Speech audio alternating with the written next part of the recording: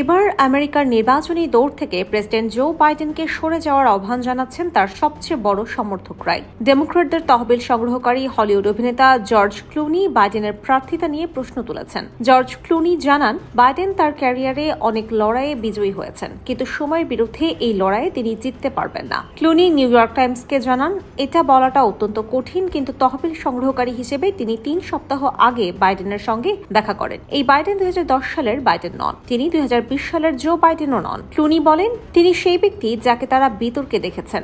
দলের নেতাদের থামা উচিত, এর জন্য বয়স দায়ী, অন্য কিছু নয়। এই প্রেসিডেন্টকে নিয়ে নভেম্বরের নির্বাচনে তারা জিততে পারবেন না। এদিকে সাবেক হাউস স্পিকার ন্যান্সি পেলোসি জানিয়েছেন, বাইডেনকে এখনই সিদ্ধান্ত নিতে হবে গত মাসে ডোনাল্ড ট্রাম্পের সঙ্গে বিতর্কে নাস্তানাবুদ হওয়ার পরও তিনি নির্বাচনে থাকবেন কিনা।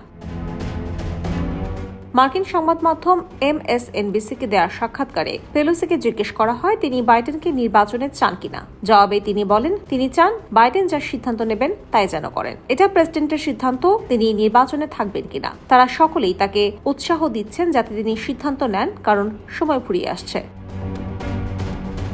গত 27 জুন ট্রাম্পের সঙ্গে বিতর্কের পর থেকে নিজ দলের সমালোচনার মুখে পড়েছেন বাইডেন। এরপর অন্তত 1 ডজন নির্বাচিত ডেমোক্রেট প্রকাশ্যে এবং ব্যক্তিগতভাবে তাকে জানিয়েছেন নির্বাচনে থাকার চিন্তা তার পরিহার করা উচিত। সেই কাতারে এবার যোগ দিয়েছেন ডেমোক্রেটিক সেনেটর মাইকেল বেনেট। 81 বছরের বৃদ্ধ বাইডেনের প্রার্থিতা নিয়ে এর আগে 7 কংগ্রেসম্যান আপত্তি জানিয়েছিলেন। এর মধ্যে প্রথম সেনেটর হিসেবে মাইকেল বেনেটও আপত্তি জানালেন। তিনি সংবাদ মাধ্যম CNN-কে বলেছেন, আগামী নির্বাচনে বাইডেনের বিরুদ্ধে ট্রাম্প ভূমিধস জয় পাবেন।